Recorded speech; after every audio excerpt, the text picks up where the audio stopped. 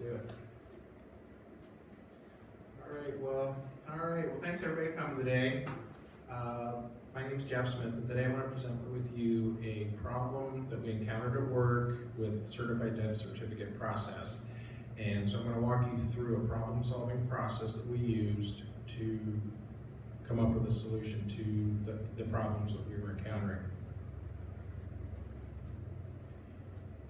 So if you ever wondered or ever had a problem that just seemed really simple and you go to fix it and it turns out it's much more complicated than you ever thought.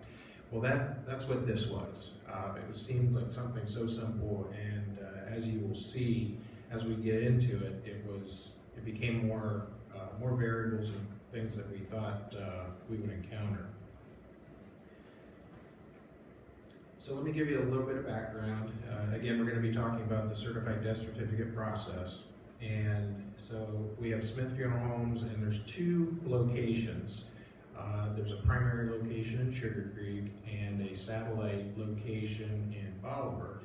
Now the Sugar Creek or primary facility is staffed full-time, while the satellite facility is just staffed on an as-needed basis. And so that will come into play in a little bit here.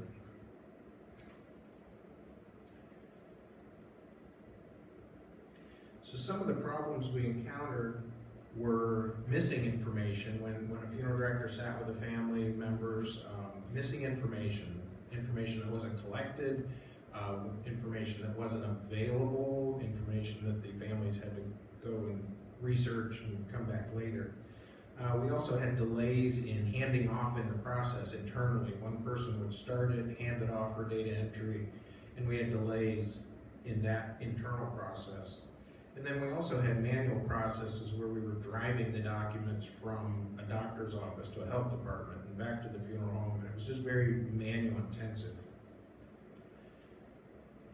So what we wanted to do was create this problem-solving process, and the goal was wanted to create an efficient process for creating and generating these certified death certificates using the two scenarios in the two facilities.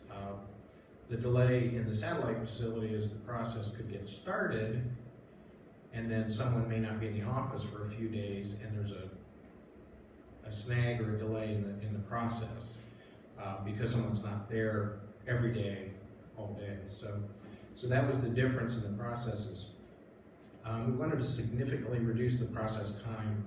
It can take up to a few weeks right now because of these delays, and we wanted to shoot for a goal of having these completed in the final documents to family members within 3 business days. So I'm going to run through real quick here the process. This would apply to any funeral home in the state of Ohio.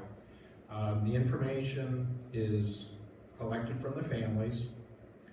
That information is then entered into an Ohio Department of Health database, the information that's available to date.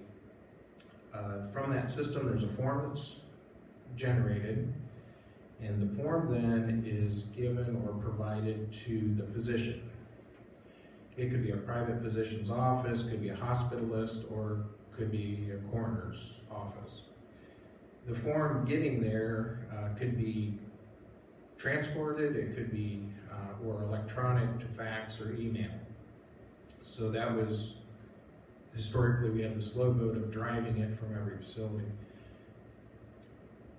Once the physician's office has completed the form, signed it, it needs to come back to the funeral home for processing. Then it needs to go to a local health department to be the rest of the data input into the state of Ohio database. Once that's done, then the local health department will then generate the final certified death certificate. So with the information we've collected so far, we applied a problem-solving process called Obtain. And you can see the breakdown for Obtain is to outline the question, break down the issues, test the hypothesis, analyze the problem, imagine the solution, and then notify the stakeholders, or in this case, the owners. So we began, and this is there's a lot of information here. I'm going to slide through here. I generated an issue tree through the Obtain process, and we started out with a general statement: how can we reduce the turnaround time in this process? We drill down and then break it down into, like, how many steps are there in the process? What restrictions exist? What would hold us up trying to achieve the 3-day? And we break it down further. We break it down into a low level of detail. The next, from that, we go into a hypothesis tree, and we create a hypothesis that says that the death certificate process turnaround time can be significantly reduced. In that, we will drill down again, and we will state that information gathering can be more accurate and complete. It can be done more quickly. We can create more better worksheets with better information to collect the information, and remove a lot of the manual steps in that process. Make it as electronic as possible.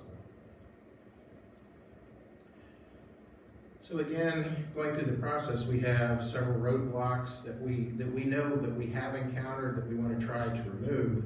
Again, the information collection as far as completeness and accuracy.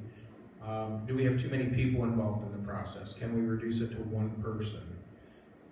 We know the Bolivar, the satellite facility, the part-time staff, and we know is an issue. External agencies and doctors' offices. This is an important step for them, but it is not the most important thing of their day. So it kind of takes a back seat. And so sometimes it can be a day, a couple days, doctors on vacation, it can be a week. So we're at that mercy also. We also have what I call an out of sight, out of mind syndrome internally. We will complete the document and somehow get it to the doctor's office, and we just forget it's out there. And the doctor's office doesn't call, and so several days can go by until something flags us and reminds us. So we want to overcome that also. And then, of course, doctor's offices and health departments observe weekends and holidays as far as non-working days, so we have to work around that as well. So taking all of this information, we narrowed down some potential solutions. One was to reduce the number of persons involved. Also to maybe implement some type of a monitoring system and an electronic tracking system. So the end result actually ended up being a hybrid of 2 and 3, which is generating an electronic system that can be, we'll move on here, that can be placed on a server where it's available to everyone. So we take all this information, we go to creating an action plan, and that will begin by presenting all of this information to the owners, and then designing an electronic checklist on a server or a Google OneDrive where it's accessible to everyone on computers, mobile devices, smartphones. With that checklist is available to everyone all the time, and then we can also have some type of a daily reminder system that would pop up and remind them that there's documents in the pipeline that aren't completed. So we also want to just occasionally review the process to make sure it's working and for any further improvements. So we had a few goals in mind when I started this. Was again to reduce and remove the manual labor and cut on time, money, and resources, and to utilize electronic and internet-based tools.